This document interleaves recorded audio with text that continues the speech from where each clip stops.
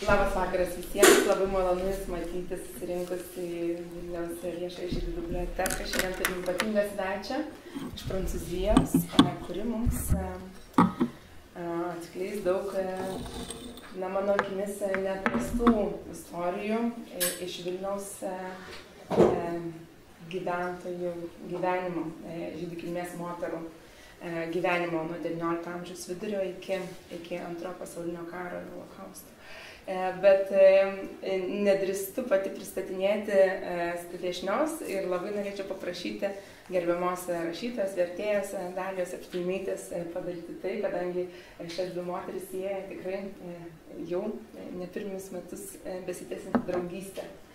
Tai gerai. Gerbiama. Tai va, mes jau gerai pažįstam Muriel Šešua. Ir kažkaip esame įpratę, kad jinai yra su mumis. Ir tik vakar kažkaip atėjo į galvą, kad jau 20 metų, kaip Muriel atvažiuoja ir yra tarp mūsų. Taigi šiandien tokia ypatinga diena, journée spéciale. Ypatinga diena, nes čia lygiai prieš 20 metų, 2004 metais, Muriel pirmą kartą apsilankė Vilniuje. Tai buvo įdomu, kas ją atvedė į Vilnių, nes pasirodo, tas dėmesys Lietuvai buvo labai anksti užgimęs pas ją. Ji visada domėjosi judaizmu ir visada domėjosi Šiaurės Jeruzalės istorija ir jos dvasiniais turtais. Kai prieš 20 metų Muriel apsilankė Vilniuje, trupučiuką gal buvo ir nusivylusi, nes tie turtai nebuvo paviršiuje, jį neką surado.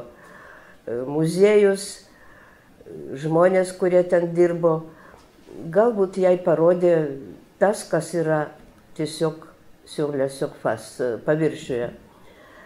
Tada pradėjo jinai gilintis. O čia, kaip paprastai, jeigu gimsta kažkoks dėmesys daiktui, ar įvykiui, pradėjo pas ją rinktis duomenis patys, kaip iš oro. Pažintis, žmonės, kurie išgyveno katastrofą, atsirado jos akiraty. Ir ji pradėjo domėtis labai giliai Lietuvos žydų istoriją. Ir taip pasipylė jos važiavimą į Vilnių, ko ne kasmet, su nedideliais tarpais, porą metų ar ką, ir mūsų susirašinėjimas, ir mūsų bendravimas. Kai pasirodė knygelė 100 atmintinų vietų apie žydų kultūrą Lietuvoje, štai čia autorė yra, kilo idėja išversti ją į prancūzų kalbą. Ir mudvi su Muriel darbavomės prie šito veikalo ir išvertėm ir išleidom tą knygą prancūzų kalba. Ji dabar yra ir 4 kalbom - lietuvių, rusų, prancūzų ir anglų. Taip. Ir šita knygelė labai yra mylima ir perkama. Prancūziškos neliko ne vieno egzemplioriaus. Tada Muriel, kuri nėra profesionali žurnalistė arba rašytoja, arba net ir istorikė, dirbo savivaldybės sistemoje, net ir bibliotekų sistemoje. Ji ėmė rašyti ir jai labai sekasi rašyti. Išleido daug straipsnių šitam Lille, kur ji gyvena leidžiamam žurnale Cefon. Šitą jis yra čia, Cefon.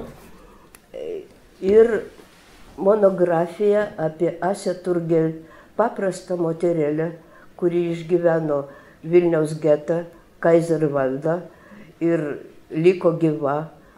Tragiškas likimas ir šita moteris mirė kone ant rankų Muriel.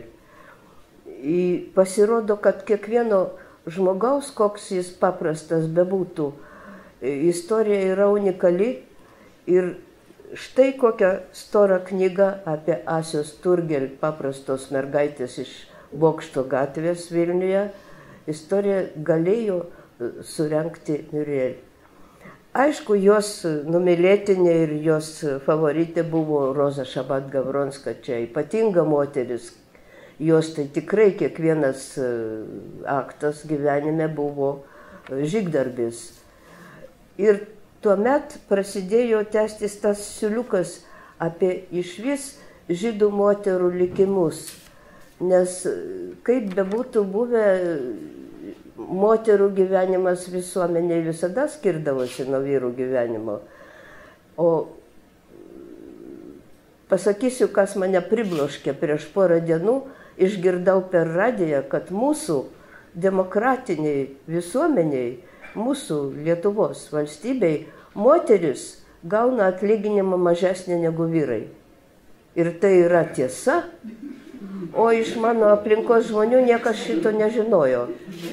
Ir dabar kažkokia vyksta net kova, kad tas skirtumas nebūtų, atsiprašau, 15%, o tik 5%. O kodėl 5%? Kodėl iš vis turi būti tas skirtumas? Štai kodėl moteris ėjo į revoliuciją. Dėl savo teisių visų pirma.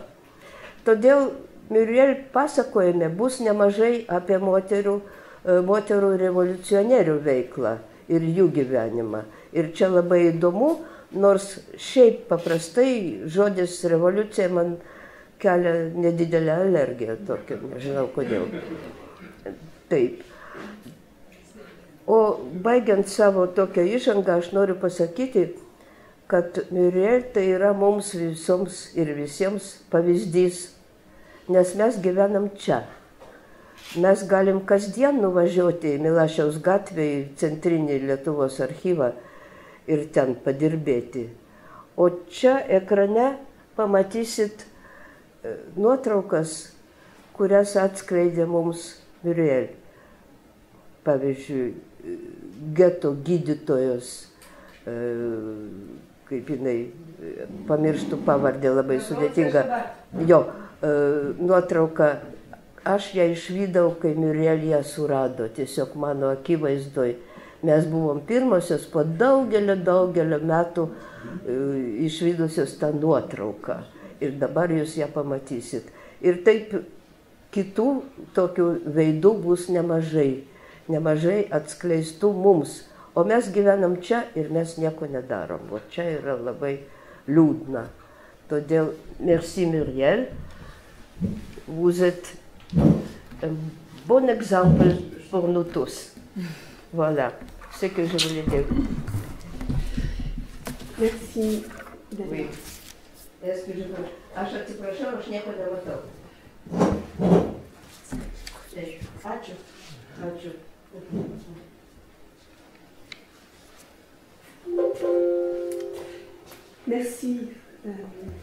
Merci à l'ensemble des collègues de la Bibliothèque juive.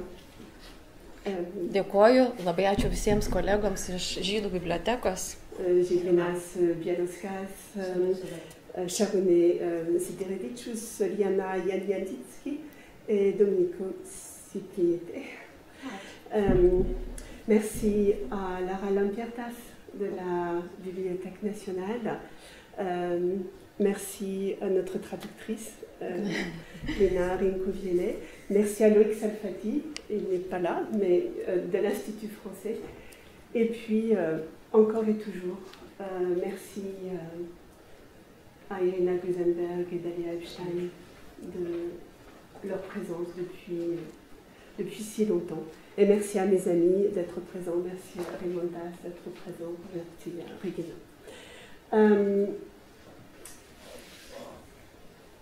Le travail que je vais vous présenter s'appuie sur des recherches et entretiens menés, comme Dalia le disait tout à l'heure, autour de la vie de deux femmes, Roza Šabat Gavronska et Assia Turgel.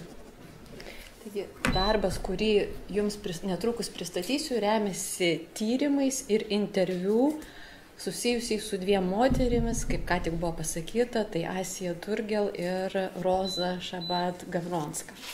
Ce sont deux femmes de milieux sociaux différents, d'itinéraires de vie, de destins différents, et c'est en ce sens que travailler sur leur histoire, complétée par la littérature et d'autres recherches, permet d'avoir un petit panorama, non pas complet, mais un petit aperçu de ce que fut la vie des femmes juives à Vilna du milieu du 19e jusqu'au milieu du 20e. Tai dvi moterys priklausančios skirtingiems socialiniams sluoksniams, skirtingi ir jų likimai. Ir mano pasakojimas remsis literatūros kūriniais, taip pat atliktais moksliniais tyrimais, kurie leis susidaryti tokią nedidelę panoramą, neišsame, bet kiek įmanoma platesnę panoramą apie moteris žydės nuo XIX amžiaus vidurio iki XX amžiaus vidurio gyvenusias Vilniuje. Donc, 3 objectifs dans cette conférence, par partager avec vous les enjeux de l'éducation des jeunes femmes et des jeunes filles et des femmes juives. Išsikėliau 3 tikslus. Pirmasis iš jų tai pakalbėti su jumis apie iššūkius, su kuriais buvo susiduriama, kalbant apie jaunų moterų, merginų ir moterų švietimą. Illustrer les raisons et les formes d'engagement des femmes dans la vie juive. Taip pat, iliustruoti, parodyti, kaip moterys, kokiais būdais, kokiamis formomis įsitraukė į žydų visuomeninį gyvenimą. Et témoigner de la vie de femmes dans la vie juive et dans le ghetto. Ir taip pat pakalbėti apie moterų žydžių gyvenimą ir jų gyvenimą Vilniaus gete. Au XVIIe, XVIIIe et XIXe siècle, les femmes, bien sûr, sont présentes, mais il y a peu d'écrits les concernant. Elles sont invisibilisées, non seulement invisibles, mais aussi invisibilisées. 17, 18, 19 amžiuje moterys žydės, žinoma, egzistuoja, bet yra labai mažai literatūros darbų apie jas, apie jų gyvenimą. Taigi atrodo, jos yra ne tik nematomos, bet jos netgi sąmoningai yra daromos nematomomis. Dans plusieurs cas, les époux travaillent et les femmes ont des petites activités commerciales. Elles tiennent un commerce, elles vendent des produits alimentaires sur les marchés ou dans les rues, où elles accueillent des hôtes payants à leur domicile.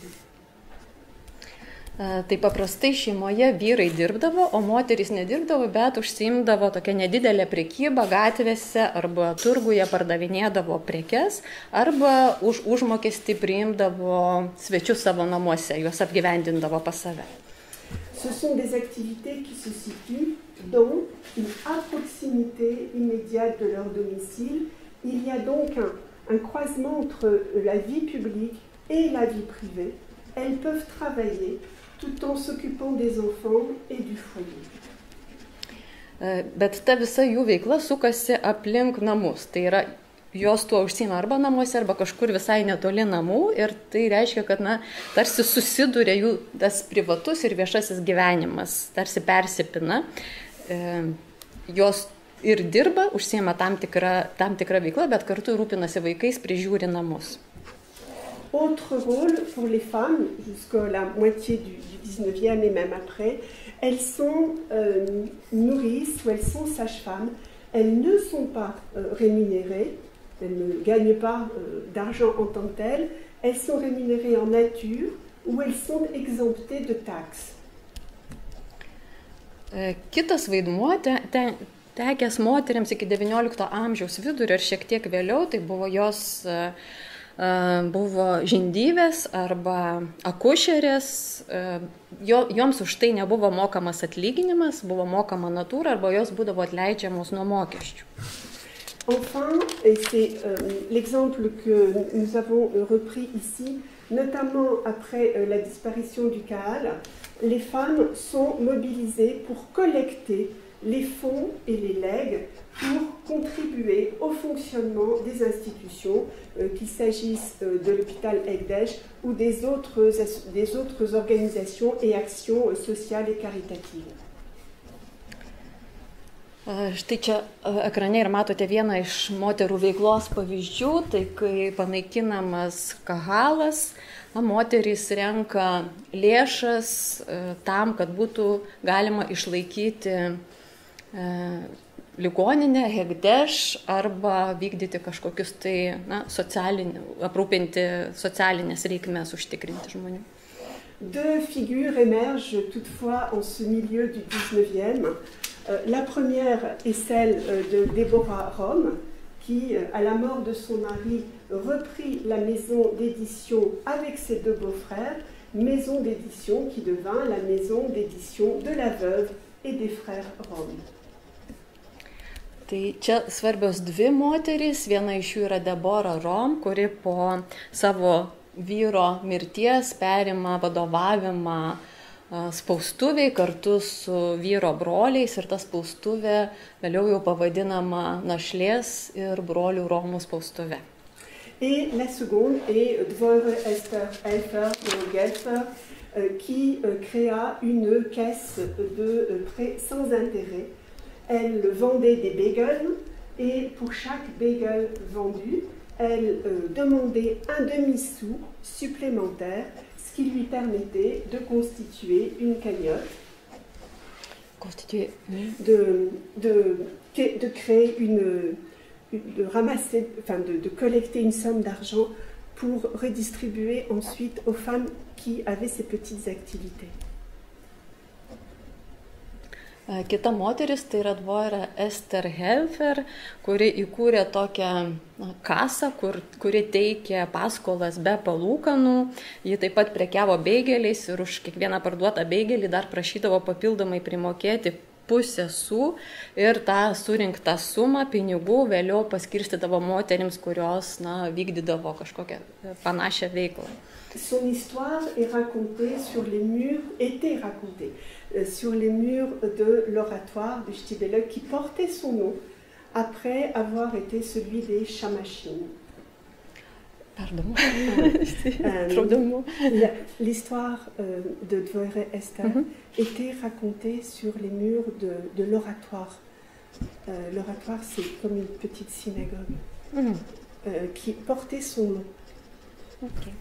Ir šios moters visa gyvenimo istorija buvo užrašyta, papasakota ant oratorijos sinagogos sienų, kuri ta oratorija ir buvo pavadinta jos vardu.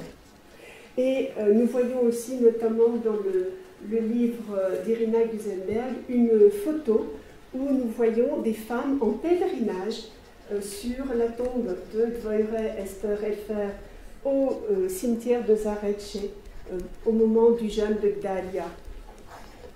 Ir Irinos knygoje galima matyti irgi nuotrauką, kur vaizduojamos moterys vykstančios į tokią piligriminę kelionę prie Dvoiros kapo Zareče. J'ai souhaité insister sur la question de l'éducation des jeunes filles et des femmes juives en m'appuyant notamment sur deux ouvrages. Un ouvrage d'Eliana Adler et l'ouvrage de Anna Pavlovna Vygotskaya, qui était la tante de Rosa Shabbat-Gavronska. Anna Vygotskaya, Paperna Vygotskaya, est la sœur de la maman de Rosa Shabbat-Gavronska. Labai norėjau pakalbėti apie žydžių moterų ir mergaičių švietimą. Ir čia remiuosi dviem leidiniais, vieno iš jų autorė Eliana Adler, kita yra Anna Pavlova Vygotskaja, Rozos Šabat teta. En 1830, Vilnius est à la fois la ville des Mitnagdim, les opposants au racilisme, et la ville de la Haskalah. C'est le lieu de l'épanouissement de la Haskalah en Russie. Tuo metu Vilnius yra miestas, galima pasakyti, prieštaraujančių, besipriešinančių hasidizmui ir taip pat Haskalo žydų apšvietos judėjimo, šviečiamojo sąjūdžio miestas. Et tout ce qui va se passer sur le plan éducatif à partir du milieu du 19e est vraiment le résultat d'une tension entre cette tradition qui existe encore à Vilnius et cette modernité qui se diffuse. Ir tas švietimas, visas judėjimas XIX amžiaus viduryje yra gana įtemptas, nesusiduria ta senoji tradicija su moderniais dalykais. Depuis 1804, les enfants juifs ont la possibilité de fréquenter les écoles et les gymnasiums russes, mais il y a peu d'enfants juifs qui parlent le russe et donc peu d'enfants qui les fréquentent. Nuo 1804 metų žydų vaikai gali lankyti rusiškas mokyklas ir gimnazijas, bet mažai vaikų kalba rusų kalba. C'est toutefois un Cheval Perel qui avait été formé dans le gymnasium russe, qui ouvre en 1831 la première école pour filles à Vilnius de l'ensemble de la zone de peuplement. Ir Cheval Perel taip pat mokėsi rusiškoje gimnazijoje, 1831 metais Vilniuje įsteigė pirmąją mergaičių gimnaziją. Il est intéressant de noter que dans son dossier de demande d'autorisation pour ouvrir une école, Cheval Perel insiste sur le fait que les jeunes filles auxquelles il va être enseigné le russe et la culture russe, une fois qu'elles seront devenues mères, pourront diffuser le russe et la culture russe à leurs enfants. Ir prašėme išduoti leidimą tokiai mokyklai atidaryti ir aiškiai nurodoma, kad štai jaunos merginos mokysis, jos išmoks rusų kalbą, perims rusų kultūrą ir tapusios motinomis savo vaikams perduos tos pačius dalykus. C'est donc plutôt en tant que future mère, plutôt qu'en tant que femme, que ces premières écoles vont être portées pour former les futures mères. Taigi tos pirmosios mokyklos labiau yra akcentuojama ne tai, kad šviečiamos, mokomos tos moteris, bet mokomos būsimosios mamos, tai yra vaikų mamos. Il y a un point important à signaler. En 1864, il y a un décret qui rend la fréquentation des écoles obligatoire pour les garçons juifs. Et de fait, les garçons vont recevoir, quelle que soit l'école qu'ils vont fréquenter, un enseignement qui doit respecter les formes et les contenus gouvernementaux russes. Tai 1864 metais yra išleidžiamas dekretas, kuris numato, kad žydų berniukams mokslas yra privalomas. Ir nesvarbu kokia mokykla, skirta berniukams, visose jose yra taikomos tos pačios taisyklės dėl to švietimo formos ir turinio. Čia yra klausimas, reiškia, kas tą nustatė, ar Kagalas nustatė, tai vieną dieną, čia nustato rusų valdžia. Ce sont les autorités russes qui ont émis ce décret, qui ont imposé. Le décret est imposé par les autorités russes. Tai yra rusų valdžios parengtas dekretas ir kaip ir privaloma tvarka įvesta. Mais les familles et les autorités religieuses sont tenues de faire en sorte que les garçons se conforment à ce décret. Na ir šeimos ir religinės tos bendruomenės buvo kaip ir priverstos užtikrinti, kad to dekreto būtų laikomas. Et ce qui fait que la conséquence, c'est que ça n'est que dans les écoles pour filles que des innovations pédagogiques vont pouvoir être développées. Bet įdomu tai, kad tos pedagoginės naujovės pirmiausia atsiranda mokyklose mergaitėms.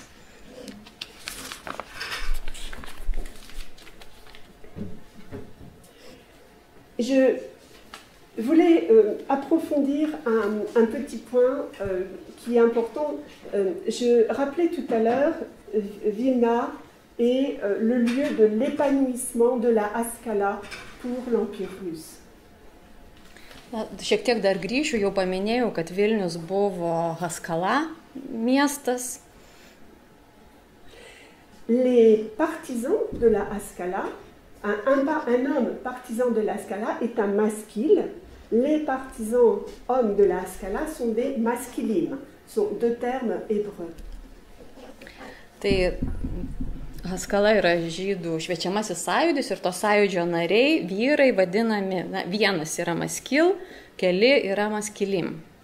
Et longtemps, ce mot-là de maskil n'a été employé que pour désigner des hommes. Ir ilgą laiką tas žodis kaip tik ir buvo naudojamas pavadinti vyrams būtent.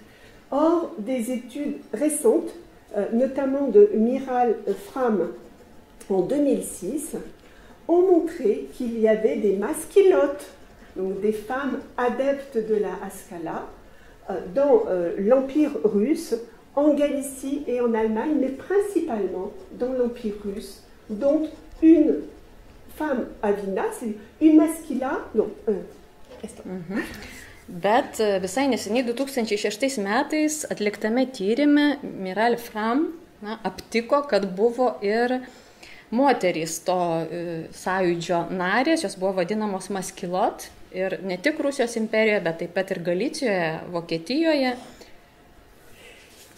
Et une maskila est une personne qui est adepte de la Haskalah, qui se bat pour l'autonomie notamment de l'individu et qui parle et écrit l'hébreu.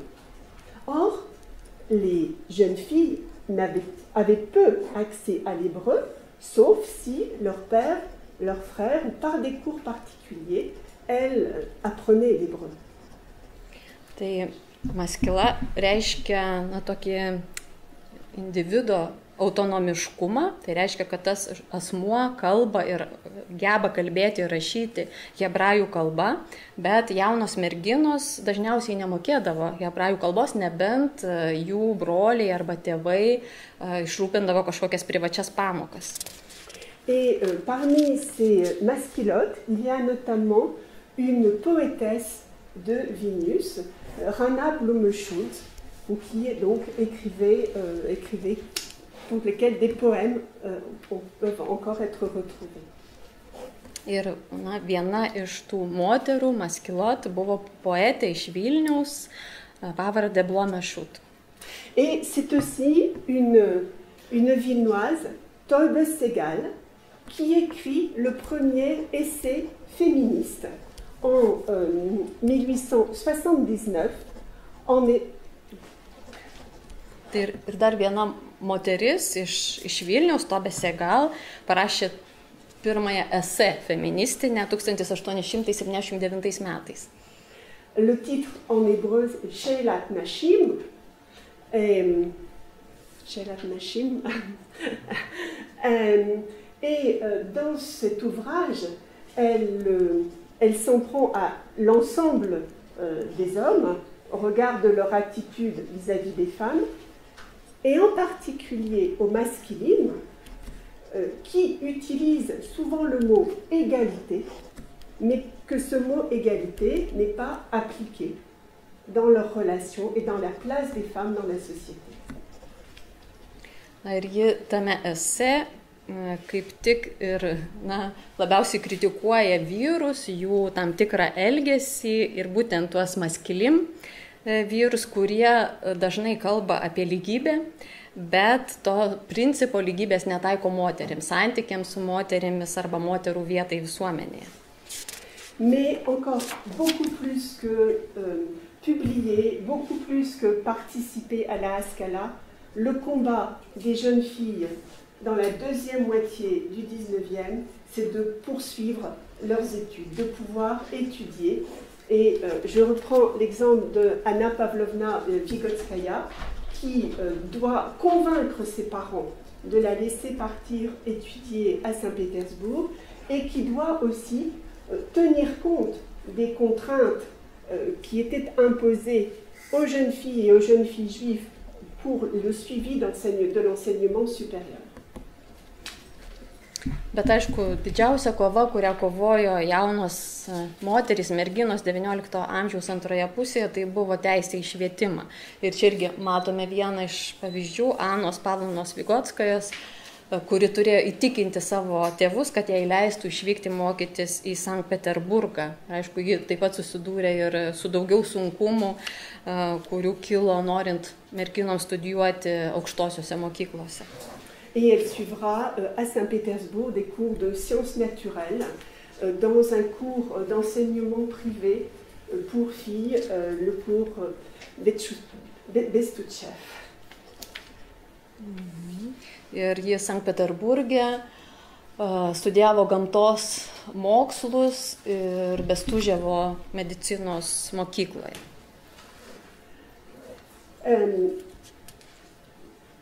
La situation change à la fin du XIXe siècle, notamment après la promulgation des lois de mai ou des lois scélérates de 1882.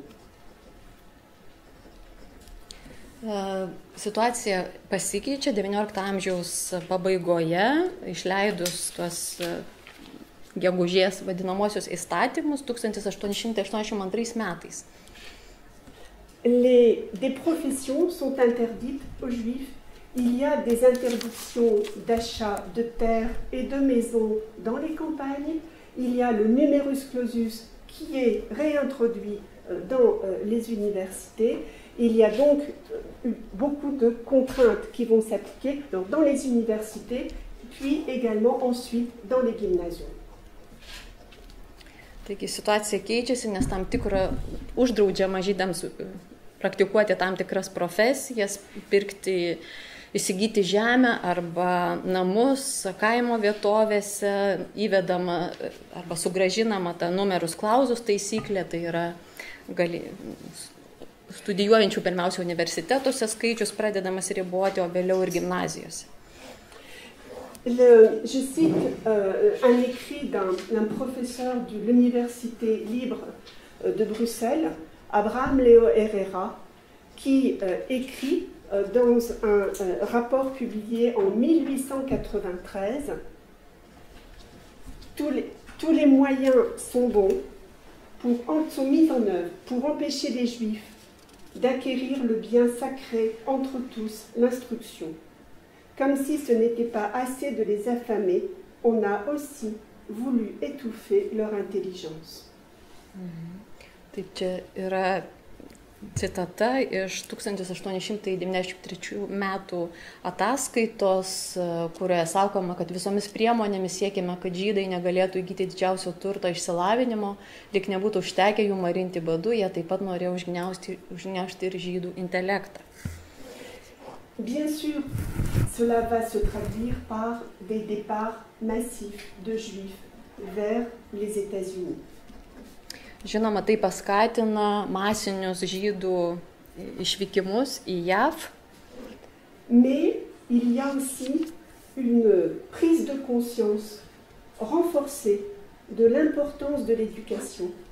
Et il y a tout un réseau, plusieurs réseaux d'écoles juives qui vont se mettre en place en fonction des différentes idéologies. Les socialistes, les sionistes, les religieux vont créer des écoles. C'est comme si les lois de mai et l'enfermement que ces lois de mai avaient généré, comme si cela donnait une nouvelle force pour développer les réseaux éducatifs. Bet aišku, atsiranda dar didesnis supratimas, suvokimas, koks svarbus yra vis tik švietimas, kokia yra didžiulė jo svarba, ir tai paskatina žydų mokyklų tinklų steigimasi pagal skirtingas ideologijas, tai socialistai, sionistai steigia savo mokyklas, taip pat steigiamos ir religinės mokyklos, taigi atrodo, kad tie gegužės įstatymai, tas kažkokių tai apribojimų nustatymas dar labiau paskatina kurti mokyklų tinklus ir investuoti į švietimą. Sur le plan économique et social, la situation se dégrade également. Dans l'étude de Abraham Leo Herrera, il est cité le rapport de 2 émissaires du gouvernement américain qui viennent en Europe pour comprendre pourquoi les Juifs émigrent aux États-Unis. C'est donc le rapport de Weber et Kamster. Žinoma, situacija blogėja ne tik kalbant apie švietimą, bet taip pat ir ekonominėje, socialinėje srityje ir toje pačioje ataskaitoje, Herrera ataskaitoje kalbama apie tokius pasiuntinius amerikiečių vyriausybės, kurie atvyksta į Europą ir domisi, kodėlgi, kas atsitiko, kad tiek daug žydų pradėjo emigruoti į JAV.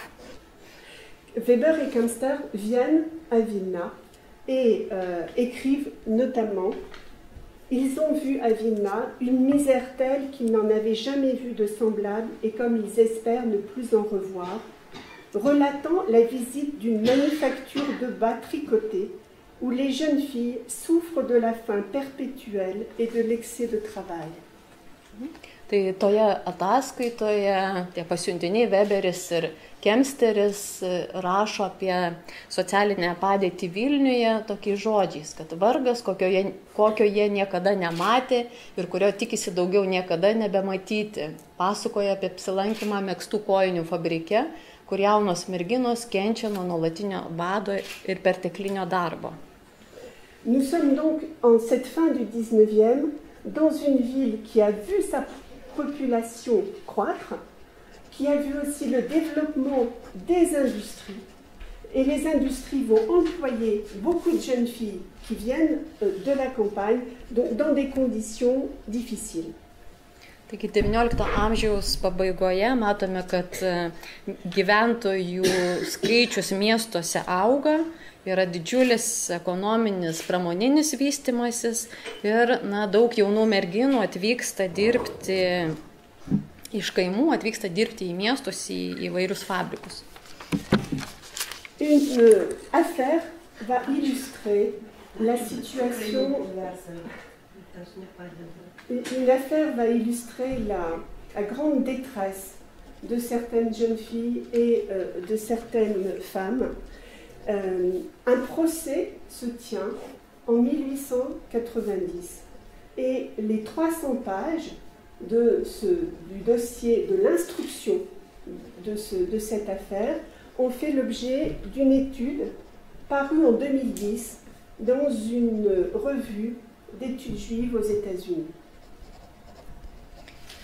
Tai kaip iliustraciją galime prisiminti vieną bylą, kuri parodo, kaip iš tikrųjų sunkiai gyveno, kokioje neviltyje gyveno jaunos merginos ir moterys tuo metu ir buvo ištirta ta byla, kuri vyko 1890 metais, vyko teismo procesas ir 2010 metais buvo atliktas tyrimas JAV mokslininkų 300 puslapių dydžio, kuris pasakoja būtent apie tą bylą. À l'origine, il y a la découverte des corps de 15 bébés juifs dans la banlieue de Vilna. Nuo ko viskas prasidėjo, kad Vilniaus priemiestyje buvo rasta 15 nužudytų žydų kūdikių. Et l'instruction va mettre en évidence l'existence d'une organisation qui s'appelle Revra, donc le mot hébreu Revra, donc pour organisation, qui est chargée d'identifier des jeunes filles ou des femmes enceintes qui arrivent à Vilnius, qui sont en situation de détresse. Et donc cette organisation va leur proposer soit de leur trouver un travail et de placer les enfants dans la campagne, soit de proposer leurs enfants en adoption illégale. Tos bylos centre yra organizacija pavadinta Revra, kurios užduotis yra identifikuoti į miestus atvykstančias jaunas merginas arba moteris, kurios laukiasi, atvykstančias į Vilnių, kurios yra tikrai prastoje situacijoje, jų ekonominė būklė sunki ir joms arba pasiūlo darbą, o jų vaiką pagimdytą apgyvendina kažkur kaime, perduoda kaimo žmonėms, arba tą vaiką siūlo įvaikinti nelegaliu būdu. Kitiems. Adopter par une autre famille. Adopter de manière illégale. Nelegaliai įvaikinti. Et les mamans devaient verser de l'argent pour la pension de l'enfant à la campagne. Et également, la Revra, cette organisation, recevait de l'argent de la communauté pour s'occuper des enfants. Tai ta Revra gaudavo pinigų iš dviejų šaltinių. Pirmiausia, pačios mamos turėjo mokėti tam tikrą mokestį, pensiją vadinamąją už savo vaikus, kurie yra kaime, ir taip pat organizacija gavo pinigų iš bendruomenės. Pour diverses raisons, des enfants ont été assassinés parce qu'il n'y avait pas officiellement assez d'argent pour s'en occuper. Il est possible aussi que l'argent qui venait des mamans, qui venait de la communauté, ait été utilisé pour autre chose que pour s'occuper des enfants. Na ir kodėl vaikai buvo nužudyti, tai oficialiai išsakyta priežastis yra tai, kad trūko pinigų. Gali būti, kad tie pinigai, kuriuos organizacija gavo iš mamų arba iš bendruomenės, buvo panaudoti kitiems tikslams, o ne vaikų priežiūrai. Et c'est donc une affaire, il y a 300 pages dans le dossier du procès, qui montre à la fois la détresse des jeunes filles et des femmes quand elles étaient enceintes et que pour diverses raisons leur conjoint avait disparu, qui montre aussi une forme d'hypocrisie de la part de la communauté qui ne se souciait pas suffisamment de la manière dont ces enfants qui étaient confiés à la Revra étaient après accompagnés. Na ir toje visoje byloje yra pasakojama ir atskleidžiama, kaip jautėsi, kaip sunkiai gyveno, kokios nelaimingos buvo tos moterys ir jaunos merginos, kurios atidavė savo vaikus, nes jų vyrai kažkur dingo, jų neliko, bet kita vertus ir parodo didžiulę veidmainystę, kaip ta organizacija priėmusi vaikus vėliau jais visiškai nesirūpino. Je propose à partir de maintenant quelques présentations de femmes dans différentes activités. J'ai fait un choix, bien sûr elles sont beaucoup plus nombreuses, et j'ai fait des choix pour montrer quelles sont les sources qui sont utilisées, les sources personnelles, les sources de la littérature, pour retrouver le nom et les histoires de ces femmes. Ir dabar papasakosiu apie keletą moterų pagal skirtingas jų veiklos sritis. Tai aš aišku negalėjau parodyti jų visų, tai išsirinkau keletą tik. Ir taip pat parodysiu, kokiais šaltiniais remiamasi, kuriant jų tuos portretus. Ar tai būtų kažkokia literatūra, ar asmeninė informacija. Dégradation de la situation économique, aspiration à l'autonomie économique et sociale. Première conséquence, les femmes deviennent révolutionnaires, syndicalistes, elles s'engagent en politique. Na tai ekonominė situacija blogėja, moterys siekia išsilaisvinti, tapti ekonomiškai ir socialiai nepriklausomos, ir tai veda link to, kad atsiranda moterys revoliucionierės, kurios įsitraukia į vairius judėjimus, į profesinių sąjungų veiklą ir į politiką. Anna Lifshitz, je n'ai trouvé d'informations la concernant que dans le livre de Hirsch Abramovich, Profiles of a Lost World. Apie šią moterį, Anna Lifshitz, informacijas šiek tiek radau, tik tai Hirsch Abramovich knygoje. Elle était présente aux côtés des marins de la flotte de la mer Noire en novembre 1905 et pour l'organisation des soviets des marins de la mer Noire. Ji dalyvavo kartu su Juodosios jūros jūreivių įgula 1905 metais. L'histoire de Rosalie Idelson et de Anna Epstein est aussi très intéressante. Il en est fait mention dans le livre de Nathan Weinstock, le pain de misère. Et j'ai surtout retrouvé des informations sur leur parcours de vie dans un article qui porte sur amour et terreur, comment les jeunes filles juives deviennent révolutionnaires. Apie kitas dvi moteris, Rosalie Idelson ir Anna Epstein, yra, tai tikrai labai įdomi istorija. Aš informaciją apie jas radau Nathan Weinstock knygoje Skurdo duona ir taip pat viename straipsnyje, kuriame kalbama apie meilę ir siaubą ir apie tai, kaip moteris tampa revoliucionierėmis. Ce qui est intéressant pour Rosalie Idelson, Anna Epstein, c'est comment leurs mères se sont mobilisées pour trouver l'argent pour qu'elles puissent suivre des études. La mère de Anna Epstein faisait de la contrebande et la mère de Rosalie Idelson louait des chambres à des révolutionnaires. Tai nuostabu tai, kaip šitų merginų motinos, kokių veiksmų ėmėsi tam, kad padėtų savo dukroms. Tai Anos mama užsiėmė kontrabandą, o Rosalie mama nuomodavo kambarius revoliucionieriams.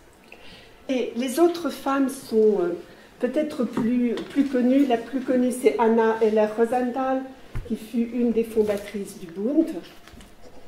Kitos moterys jau galbūt labiau žinomos, Anna Heller Rosenthal, viena iš Bundo steigėjų. Et qui fut assassinée par le NKVD en 1940. Ji buvo nužudyta NKVD 1940-aisiais. Eva Gordon était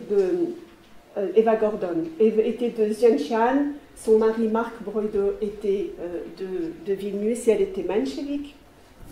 Elle fut aussi assassinée en septembre 1941.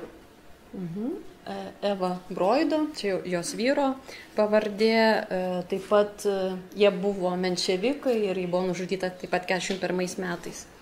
Shaina Fugel-Shapiro, aussi connue sous le nom de Dina Blount, était présidente de l'association des femmes du Bund, la Jiddischer Arbeiterfreuen, dans les années 20.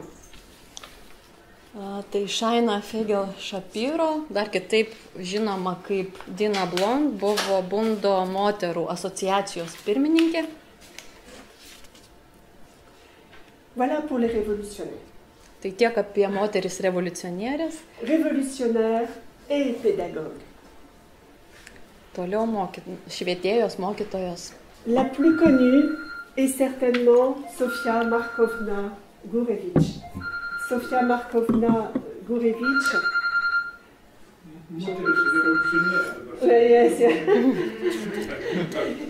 J'avais pas le droit de parler beaucoup des révolutionnaires, mais la plus connue certainement est Sofia Markovna Gurevich, qui crée dès 1906 avec Polina Antokolskaya un gymnasium de 5 classes. Nous retrouvons Anna Pavlovna Vygotsky, qui se forme auprès de Maria Montessori en Italie, qui crée la première école Montessori à Moscou en 1918, puis une petite école à Vilna à son retour. Tai čia toliau viena iš turbūt žymesnių yra Sofija Markovna Gurevich, kuri kartu su Polina Antokolska 1906 metais įsteigė gimnaziją. Kita mūsų minėta Ana Vygotskaja kuri mokėsi pas Marianą Montessori Italijoje ir vėliau įkūrė Montessori mokyklą 1918 metais Maskvoje ir taip pat mažesnę mokyklą jau Vilniuje. Assia Turgel était une élève de l'école Schimenfruck. Nous voilà une partie des enseignantes. Assia Turgel mokėsi Schimenfruck mokykloje, buvo jos mokinė. Et je reviens sur la question des sources et comment retrouver l'information. Avec cette photo. Dar norėčiau trumpai pakalbėti apie tuos šaltinius, kaip yra randama medžiaga. Pakalbėkime apie šitą nuotrauką. Sur cette photo, vous ne voyez peut-être, je ne sais pas si vous voyez bien, il y a un petit garçon avec un chapeau. Et il y a une croix sur son chapeau. Turbūt nelabai gerai matosi, bet šitoje nuotraukoje yra vienas berniukas su kepurė ir ant tos kepurės yra kryžius. Et ce petit garçon, c'est Simon Malkes, mon ami Simon Malkes. Et quand Simon Malkes a écrit ses mémoires, il avait cette photo de classe et il me disait, je ne sais pas, je suis dessus, mais je ne sais pas où c'est, je ne sais pas qui sont les personnes qui m'entourent. Tas berniukas yra Simon Malkes ir jis rašė, mano bičiulis, ir jis rašė atsiminimus ir rado šią nuotrauką, bet sako, aš nežinau, kas joje, kas tie žmonės, kas čia tokie pozuoja. Et j'ai montré la photo à mon ami Dvoire Silin à Jérusalem, Dvoire Silin qui est de Vilna. Et Dvoire Silin a dit, oh, c'est l'école de Madame Shevelovitch-Katz. À gauche, Madame Pavlovna, à droite, Madame Samuelovna. Ir aš tą nuotrauką, kiek vėliau parodžiau Dvoirai Silin Jeruzalėje. Ir ji pasakė, kad šita nuotrauka yra ponios Shevelovitch-Katz mokyklos nuotrauka ir kairėje pozuoja Pavlovna, o dešinėje Samelovna. Pavlovna et Samuelovna. Samelovna. Révolutionnaire, pédagogue, mais aussi médecin et infirmière. Il faut revenir sur le rôle de Losé Tose. Donc Losé, créé à Saint-Pétersbourg en 1918, donc OSE, les initiales en russe de la Société pour la protection sanitaire de la population juive, Saint-Pétersbourg 1912, Vilnius 1918. Tai pakalbėjome apie revoliucionierės, apie mokytojas, o dabar gydytojos ir seselės. Ir čia reikėtų pakalbėti trumpai apie organizaciją OZE, kuri arba tos iššifravus reiškia žydų sveikatos draugija. Veikia Vilnius 1912. Tai Peterburge įsisteigė 1912, Vilniuje 1918. Et l'OSE, c'est à la fois une organisation territoriale de santé avec cliniques, centres de vaccination, orphelinat, centre de prévention de la tuberculose, sanatorium, centre de vacances.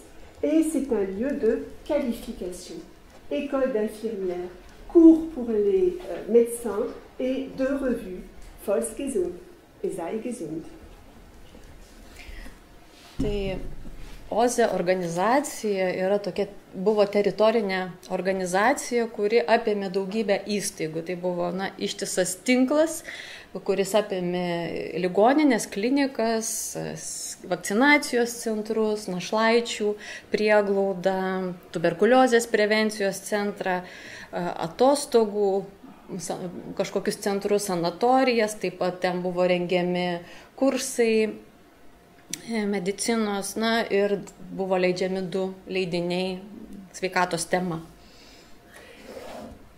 Et l'OSE va permettre à beaucoup de jeunes filles de devenir infirmière, de devenir sage-femme, de devenir aide-soignante. L'OSE va faire évoluer les femmes dont le rôle traditionnel était de s'occuper au mieux de leurs enfants ou de leurs parents ou de leurs proches handicapés. L'OSE va permettre une professionnalisation de ces métiers, de ces activités des femmes pour en faire des métiers. Tai OSE dėka labai daug jaunų merginų baigia kursus ir tampa seselėmis, akušerėmis ar slaugėmis ir tokiu būdu netgi pasikeičia jų vaidmuo, jos nebėra vien moteris, kurios rūpinasi savo vaikais, tėvais ar neįgaliais artimaisiais, na, jos įgyja profesiją, tampa akušerėmis, seselėmis ar panašiai. Quelques dames. Pessia Brodsky, Pessia Wolfson, épouse Brodsky ou Brodska, qui avait fondé l'orphelinat de Leusétose en 1920 et la goutte de lait de la rue Chopin en 1914. Et Pessia Brodska mériterait un livre. Tai viena iš moterų yra Pessia Brodska, gydytoja, kuri 1920 metais įsteigė našlaičių prieglaudą, o anksčiau 1914 metais tą centrą Pieno lašas ir tikrai jos gyvenimas nusipelno knygos. Doba Barczewska, dont le nom m'a aussi été transmis par mon ami Dvoire Silin. Dar viena moteris Doba Barczewska, apie kurią sužinojau iš Rosilin. Doba Barczewska était d'un milieu social très modeste, mais dans la famille, il n'y avait pas de garçon. Et donc son père avait besoin que sa fille aînée étudie pour pouvoir l'aider dans ses comptes. Ji gimė labai neturtingoje šeimoje ir ten nebuvo berniukų, tik tai mergaitės ir tėvas norėjo, kad vyriausioji dukra gautų išsilavinimą ir jam galėtų padėtų jam dirbti su buhalterijos skaičiavimais. Donc elle travaille, elle passe son matura, elle se marie, ils partent à Kiev, elle a un enfant, elle travaille. Et puis elle part à Montpellier, en France, pour faire ses études de médecine. Taigi ji baigia mokyklą, gauna diplomą, toliau išteka, apsigyvena Kijeve, susilaukia vaiko ir dar vėliau išvyksta į Prancūziją, į Montpellier mokytis medicinos mokykloje. Et voilà la première page de sa thèse de médecine. Et Doba Barczewska devint urologue. Ir čia nuotraukoje galime matyti jos disertacijos pirmąjį lapą, ji tapo urologė. Ce qui est une discipline rare pour une femme à l'époque et encore aujourd'hui. Urologija tai ir tuo metu, bet ir dar dabar iki šiol yra gana reta profesija moterų tarpe. Révolutionnaire, pédagogue, médecin, infirmière, artiste. Je vais aller rapidement pour présenter quelques images d'artistes au regard notamment de la vie d'Assia Turgal. Toliau pereikime prie menininkių, pristatysiu keletą jų ir atsižvelgiant į tai, ką mes žinome apie Assią Turgal. Assia Turgal était, donc vous voyez, Luba Kadison, la Wiener Truppe, et Joseph Bulow, le mari de Luba Kadison. Et Joseph Bulow est le cousin de Assia Turgal. Bulow, c'est Bulkin à l'origine, et la mère d'Assia était Pessia Bulkin. Tai Luba Kadison, jos vyras buvo Joseph Bulow, pusbrolis Asijos Turgal. Tai čia sąsaja su ja būtent per jos vyrą. O Luba Kadison Vilniaus trupėje. Asia faisait de la danse avec Mirele Daires. Musija Daiches. Mirele. Taip pat Asija Turgel kartu šoko su Mirele Daiches, jos buvo abi šokėjos. Et Asia, c'était une jeune fille. Asia était née en 1922. C'était une jeune fille qui faisait du piano, qui aimait chanter, qui allait beaucoup au théâtre, qui allait beaucoup au cinéma. Et un petit clin d'œil à Franja Winther, une des actrices de Winther. Tai Asija, jauna mergina, gimusi 1922 metais, skambino pianinu, labai mėgo dainuoti, vaikščioti į teatrą, į kiną ir čia yra viena iš kino afišų su Franja Winther. Atsiprašau, teatro afišų. Révolutionnaire, pédagogue, médecin, artiste, mais aussi ouvrière, créatrice. Les femmes innovent. Tout le monde connaît l'histoire de Fania Levando. Toliau, kita kategorija tai yra moterys darbininkės arba novatorės, kūrėjos, visi pažįsta Fania Levando. Et les femmes aussi investissent le secteur de la mode, elles deviennent modistes, avec peut-être celle qui est la plus connue en France, Mina Katseva, la mère de Romain Gary. Na, ir moteris taip pat ateina į mados pasaulį ir viena žymiausių tai yra Mina Katseva, Romano Gary motina. Et puis, beaucoup d'autres présences dans l'espace public. On va les retrouver dans les petits métiers de rue, dans les clubs de sport. Donc, ir toliau matome moterų įvairiose kitose veiklos rytise, tai prekiaujančių gatvėse, dalyvaujančių sporto klubuose. La cousine d'Asia Turgel tenait une boulangerie. La tante de Bella Goldowski vendait des petits repas aux ouvriers. Et la mère de Lola Gitelson louait des chambres pour permettre à la famille de vivre.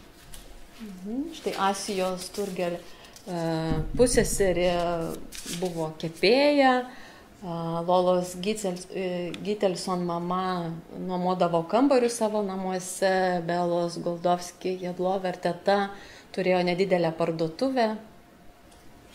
Elle fut presque toutes ces femmes à la fois. Qui? Roza? Taip, tai matome Rozą Šabat Gavronska, kuri vienu metu buvo, galima sakyti, visos tos moterys kartu sudėjus. Elle fut une étudiante en Allemagne et à Saint-Pétersbourg. Elle fut membre du Parti socialiste révolutionnaire et proche de Vera Finger. Elle fut médecin. Je ne pense pas qu'elle fut artiste, mais je ne sais pas.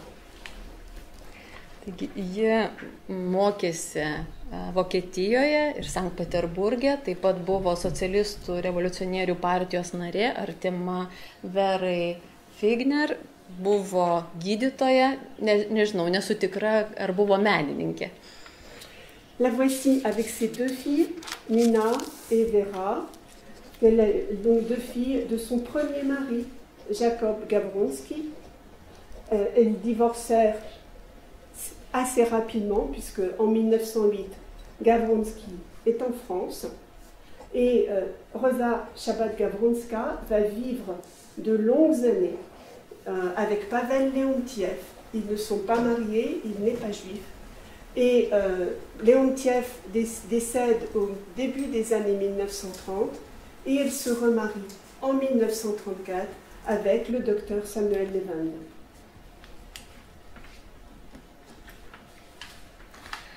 Šioje nuotraukoje matome Rozą su savo dviem dukromis, Nina ir Vera. Tai dukros iš pirmosios santuokos su Jakobu Gawronski. Ta santuoka ilgai netruko. Jis išvyko į Prancūziją 1908 metais, vėliau ilgą laiką gyveno su Pavelu Leontjevu, ne žydų kilmės, jie nebuvo vedę. Ir po jo mirties 1934 metais susituokė su Levandu. Elle va consacrer toute sa vie à l'accompagnement des jeunes mamans et des enfants. Visą savo gyvenimą ji paskirs pagalbai jaunoms mamoms ir vaikams. Dès sa thèse de médecine, soutenue en 1908 à Freiburg, la thèse de médecine porte sur les bienfaits de l'allaitement maternel dans le traitement d'un cas de spasmophilie. Ji parašė disertaciją, kuri apsigynė Freiburgo universitete 1908 metais ir ten daugiausia rašo apie žindymo naudą, apie motinos pieno naudą ir ypač gydant asmofilijos atvejus. Elle revient à Vilnius en 1922 et elle rejoint tout de suite l'association Osez Tose, fondée par son oncle, le docteur Semar Shabad. 1922 metais sugrįžta į Vilnių ir iš karto įsijungia į OZE arba tos organizacijos veiklą. Ta organizacija įsteigė jos dėdė, gydytojas Shabadas. Elle va être directrice du centre de prévention et de traitement de la tuberculose. Ji vadovauja tuberkuliozės prevencijos ir gydymo centrui. Elle écrit dans le magazine Volksgesund un article dans le premier numéro de l'année 1923 sur comment s'occuper d'un enfant à partir des travaux de deux pédiatres allemands, les docteurs Langstein et Brodt. Ir ji taip pat rašo straipsnius į OZES organizacijos leidinius, tai 1923 metų pirmajame to leidinio numerį yra paskelbiamas jos straipsnis apie vaikų priežiūrą. Ir tame straipsnėje remiasi dviejų vokiečių gydytojų patirtimi. Elle crée auprès du docteur Kowarski à l'hôpital de Zveriniec la première école pour futures mamans. Na ir taip pat įkūrė pirmąją vaiko ir mamos mokyklą kartu su Kowarski. Elle est médecin scolaire au lycée Gymnasium Sofia Gurevich et dans la petite école d'Anna Vigotskaya. Ji taip pat dirba Gurevich mokykloje gydytoje ir mokykloje, kurią įkūrė Anna Vigotskaya. Elle est membre du conseil d'administration de l'Osez Tose dès 1925 et elle devient présidente en 1939 à la succession du docteur Jedwabnik. Nuo 1925 metų ji yra OZE Tose organizacijos valdybos narė, o 1939 metais perima vadovavimą. Vous voyez ici un courrier qui est signé de Rosa Shabbat-Gavronska en tête de l'OSE. C'est un courrier qui pour moi est extrêmement important. C'est un courrier, donc elle est présidente de l'OSE et donc en tant que telle, c'est elle qui a en charge l'orphelinat de l'OSE. Et c'est un courrier par lequel un enfant abandonné à proximité des bâtiments de l'OSE ou des institutions juives, recueilli par l'OSE, va se voir donner un nom. En l'occurrence, ici, c'est Yankel Reskovich.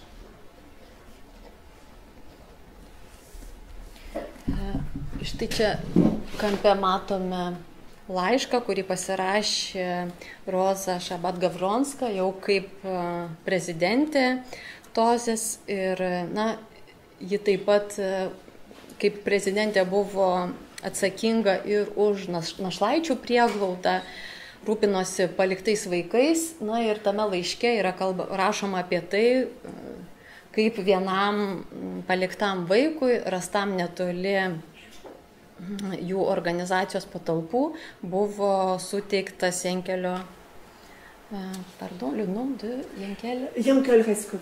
Jenkelio Raskovičiaus vardas. Nes paprastai rastiems vaikams būdavo suteikiami vadovaujančių žmonių vardai. 1939-1940, l'OSE, avec d'autres organisations juives, va se mobiliser pour l'accueil des réfugiés juifs venus de Pologne, venus d'Allemagne. 14 000 réfugiés arrivent entre septembre 1939 et le printemps 1940. Nuo 1039 metų rugsėjo iki 40 metų pavasario atvyksta į Vilnių apie 14 000 pabėgėlių, žydų pabėgėlių iš Lenkijos ir kitų vietų, ir OZE rūpinasi jų priėmimu. Vous voyez ici toujours un courrier en tête de l'OSE, dans lequel nous voyons les institutions d'origine de l'OSE et tout ce qui a été créé pour les réfugiés. Maison d'accueil des écrivains, maison d'accueil des mamans, des mères et des enfants, une laverie pour laver le linge, mais aussi des temps de formation pour les médecins polonais qui arrivent à Vilnius pour qu'ils connaissent l'environnement de Vilnius. L'OSE va aussi créer pour des personnes qui sortent de l'hôpital des petits kits pour qu'ils puissent continuer à se soigner chez eux. Štai dar vienas laiškas, taip pat pasirašytas OZE, Vilniaus žydų sveikatos draugijos, ir ten vardijamos įvairios įstaigos ir institucijos, kurios buvo sukurtos būtent siekiant pasirūpinti tais atvykusiais pabėgėliais. Tai ir kažkokie centrai atvykusiems rašytojams, centrai mamoms su vaikais, taip pat skalbykla jų reikmėms, numatytas laikas Lenkų gydytojų kursams, kad jie galėtų čia įsitvirtinti, atvykę ir pradėti dirbti. Taip pat OZE numatė tokią galimybę išeinantiems iš ligoninės pacientams skirti kažkokį tai rinkinį vaistų ir medicinos priemonių, kad jie galėtų toliau gydytis grįžę į namus. L'automne 1940, quand la Lituanie devient la République socialiste soviétique de Lituanie, toutes les institutions juives sont supprimées et intègrent des organisations municipales ou nationales. Et Rosa Shabbat-Gavronska n'est plus présidente de l'OSE, elle n'a plus son cabinet privé, elle devient responsable du service de néonatologie de l'hôpital numéro 12.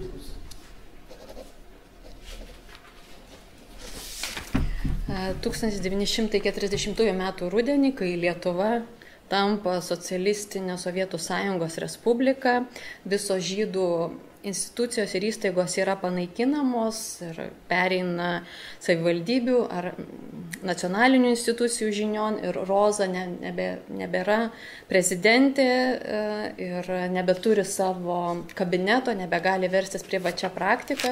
Tuomet ji pradeda dirbti neontologijos skyriuje 12 ligoninėje. Arrive juin 1941. À la mi-juillet 1941 est créé le premier conseil juif, le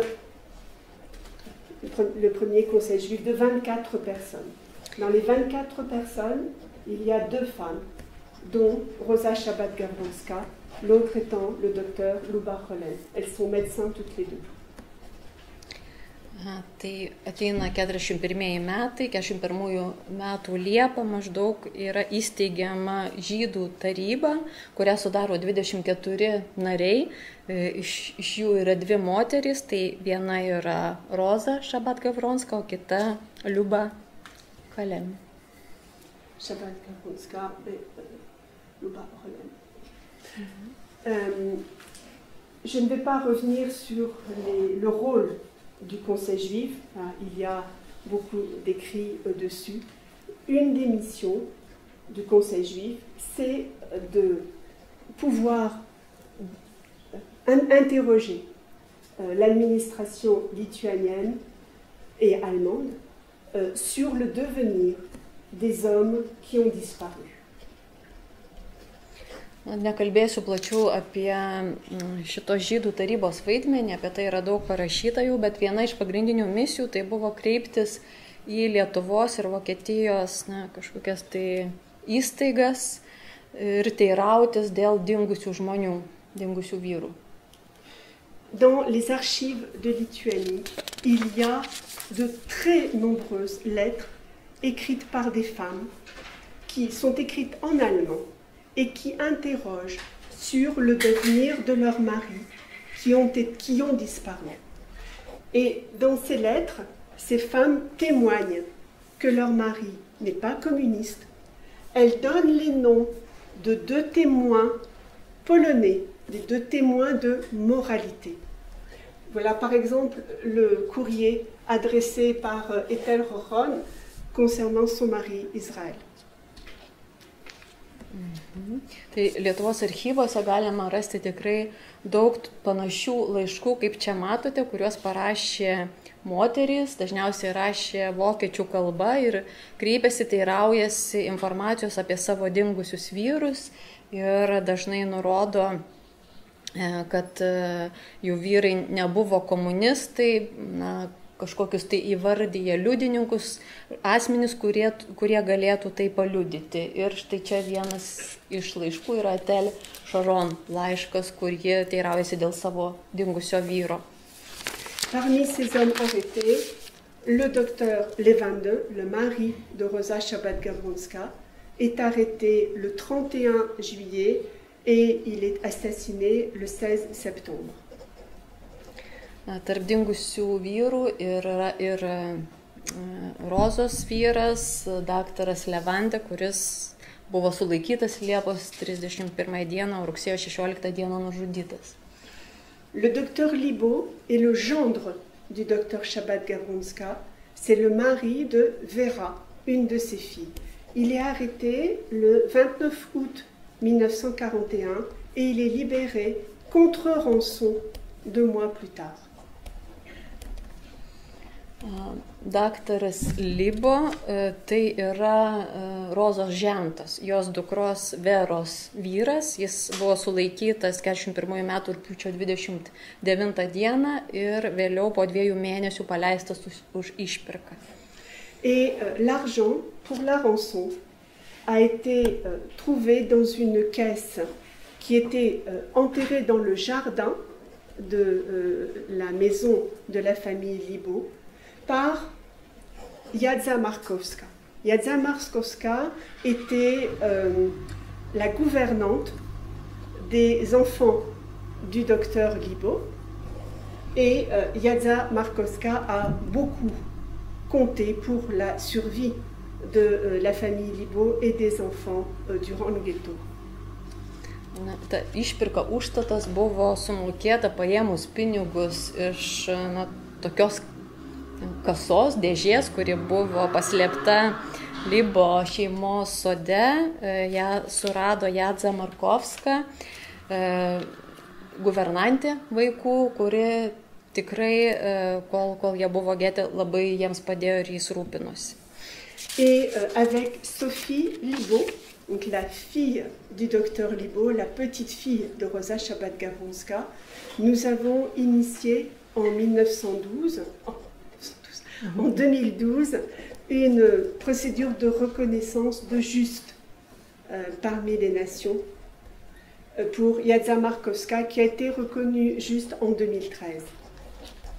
Ir kartu su Sophie Libo, Rozos anūkė, Libo dukra, mes 2012 metais kartu pradėjome tą procedūrą, kad Jadza Markowska būtų pripažinta pasaulio teisuolė, kas ir nutiko 2013 metais.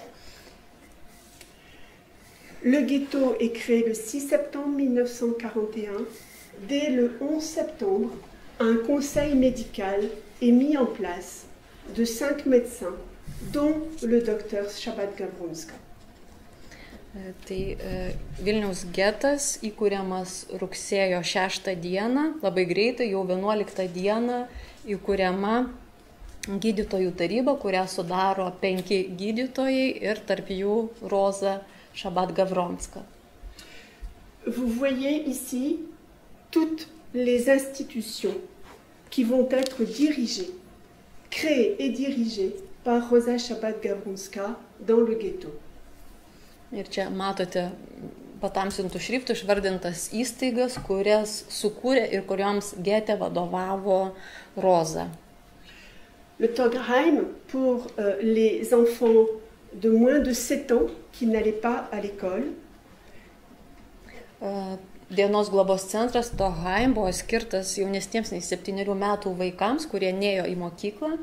Et l'orphelinat qui accueillait les enfants dont les parents avaient été assassinés, mais qui était aussi le lieu vers lequel les parents, quand il y avait une action, amenaient leurs enfants pour les protéger. Ta vaikų ir našlaičių prieglauda tai buvo skirta vaikams likusiems be tėvų, kurių tėvai buvo nužudyti, arba ten buvo slepiami, saugomi vaikai, kai buvo vykdomos akcijos. Autour de Roza Shabbat Gavronska, de nouveau, plusieurs femmes. Anna Pavlovna Vigotskaya, sa tante est toujours là. Stefania Shabbat, la veuve du docteur Tzemar Shabbat, qui s'occupe de la cantine pour les enfants dans le ghetto. Na, ir aplink Rozą, kaip visada, ir kitos moterys, tai Ana Pavlovna Vigotska, teta, toliau Stefanija, tai gydytoja Šabado našlė, kuri rūpinosi valgykla. Et puis 2 femmes pour lesquelles un livre serait important aussi. Ir dar 2 moterys, apie kurias tikrai vertėtų parašyti knygą. Luba Rolem Soloveitchik. Luba Rolem Soloveitchik, c'était l'autre femme, la 2e femme qui était membre du premier conseil juif à l'été 1941. Luba Rolem Soloveitchik va avoir un rôle important durant l'été 1941 pour sauver les médecins et les infirmiers juifs. Tai Liuba Rolem Soloveitchik buvo ta antroji moteris, kuri priklausė žydų tarybai ir 1941 metais vasarą jis suvaidino labai svarbų vaidmenį siekiant apsaugoti gydytojas ir seseles žydės. Elle intervient personnellement auprès du médecin-chef de la Wehrmacht, le docteur Zöller, pour que celui-ci autorise les médecins et les infirmiers à continuer leur visite à domicile après 18 heures et gardent leur matériel. Ji kreipėsi į Wehrmachto vyriausiąjį gydytoją, kad leistų gydytojams lankyti ligonius ir po 18 valandos vakaro ir turėti su savimi tą visą reikiamą medicininę įrangą. L'autre personne importante, c'est Mania Levy, qui est la directrice administrative de l'orphelinat. Mania Levy, tous les mois, rédige un rapport sur le nombre d'enfants de l'orphelinat pour pouvoir bénéficier du financement par le Conseil juif. Tai Manija Levi vadovavo našlaičių prieglaudai ir kiekvieną mėnesį rengdavo ataskaitą, kur nurodydavo priimtų vaikų skaičių, pagal kuriuos buvo skaičiuojamas finansavimas, kurį skyrė žydų taryba. Être femme dans le ghetto, j'ai proposé de m'appuyer sur les écrits du docteur Mark Wojcicki pour vous parler des femmes dans le ghetto. Je vais lire un extrait du livre de Mark Dworczyński. Tai keletą žodžių apie moterų gyvenimą gete, čia pacituosiu Marko Dvorėckio užrašus. Je sais pas. On va le lire directement en lituanien. C'est ce chapitre. Tai iš karto pabandysim išversti. Bendrai paėmus moterys laikėsi geriau, kaip nei vyrai, geriau pakėlė tuos gyvenimo gete sunkumus. Moterys rengėsi švariau, jos susišukuodavo, o vyrai dažnai nesirūpindavo savo išvaizdą. Be to, moterys pasirodė daug iniciatyvesnės nei jų sutuoktiniai, jos turėjo daugiau energijos ir sugebėjo geriau išsisukti iš nenumatytų kažkokių atvejų. Je complète avec le témoignage d'Asia. Dar norėčiau papildyti pačios Asijos liudijimu. Aimer. Pirmiausia apie meilę.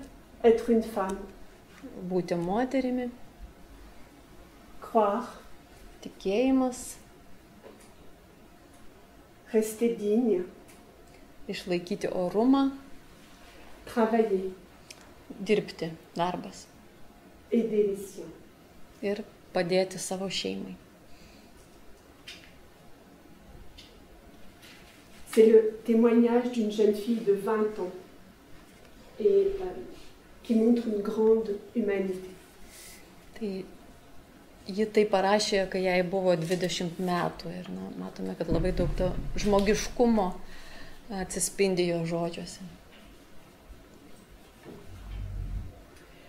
J'ai beaucoup travaillé sur la question des jeunes enfants dans le ghetto et en particulier des orphelins et de l'orphelinat du ghetto. Aš labai daug domėjusi vaikų likimų gete, ypač našlaičiais. Les mères dans le ghetto, mais peut-être de manière générale, étaient toujours face à des dilemmes concernant leurs enfants, petits ou grands. Moterys gete ir moterys apskritai dažnai susidurdavo su dilema dėl savo vaikų, ar jie būtų maži ar dideli. La mère d'Asia Turgel disait ainsi, selon sa fille, elle parlait ainsi à sa fille.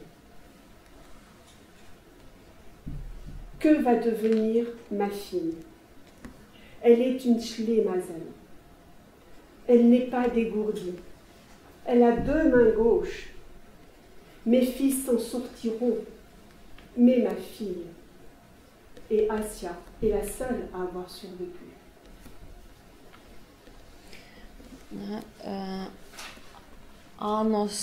Asios mama rašė apie ją ir kalbėjo apie ją kaip apie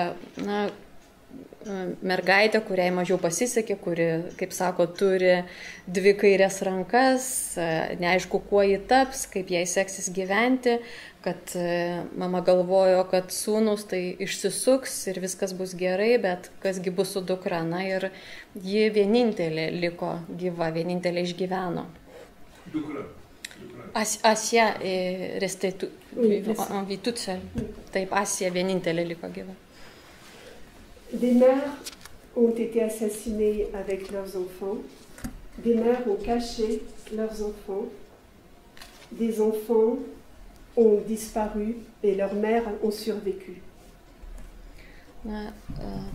Mamos būdavo nužudomos kartu su vaikais, mamos slėpdavo savo vaikus, mamos dingdavo arba vaikai dingdavo, ar mamos turėdavo išgyventi jų netektį.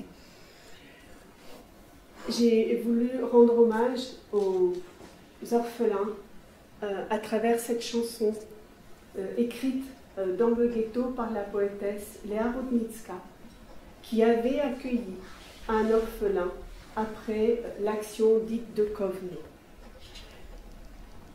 Tai norėčiau, kad išgirstume vieną dainą skirtą našlaičių atminimui. Ją sukūrė Lea Radnicka. Ji taip pat priėmė į globą vieną vaiką našlaitį po Kauno akcijos. C'est une chanson en yiddish que nous allons traduire directement en lituanien. Tai dainuojama jidiš kalba ir išversime į lietuvių kalbą.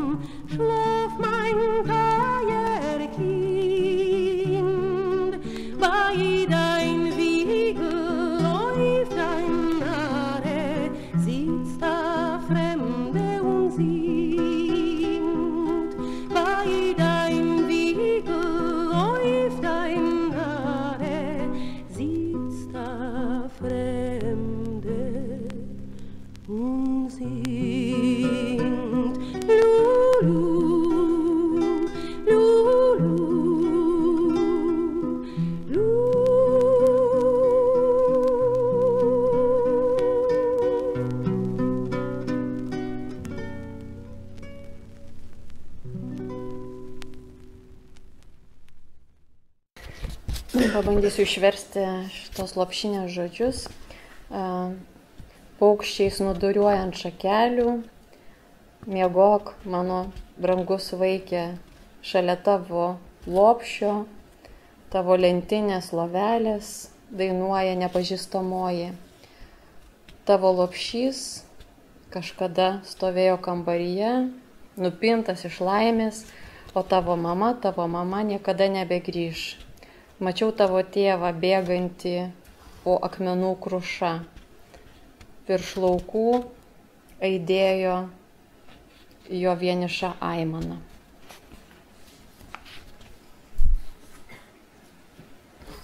Lea Radnicka, comme d'autres femmes, ont illustré la résistance spirituelle. Lėja Rudnicka, kaip ir kitos moterys, buvo ta, kuri įkūnija dvasinį pasipriešinimą. Je reprendrai quelques mots de Vassili Grossman et Ilya Erenburg dans le livre noir concernant la définition de la résistance spirituelle et parle des actions initiées dans le ghetto. Tai trumpai paskaitysiu dar ištrauką iš Grossman straipsnio apie tą dvasinį pasipriešinimą ir veiksmus, kurių moterys ėmėsi gete. Tout cela affirmait une grande dignité humaine, soutenait le droit spirituel des opprimés et des humiliés de rester jusqu'à leur dernier souffle des êtres humains. Est-ce que je pourrais voir le texte?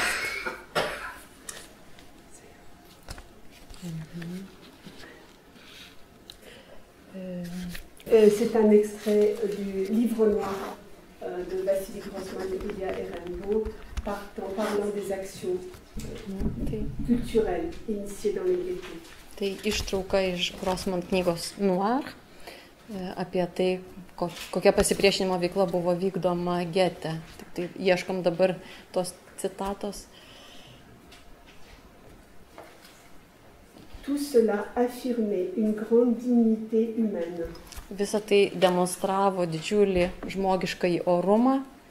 Soutenait le droit spirituel. Palaikė dvasinę teisę. Des opprimés et des humiliés. Prispaustųjų ir pažemintųjų.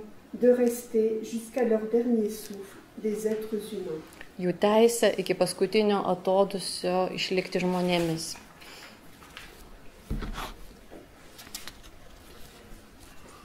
La petite fille de Rosa Shabbat-Gabronska, la fille du docteur Libo et de Vera Gabronska, a survécu avec toute sa famille. Ils sont partis à Lodz et de Lodz en Israël en 1958. Sophie Libo était une artiste. Elle a commencé à créer des poupées en 1969. En 1980. Tai čia matome Sophie Libo Vavrinek.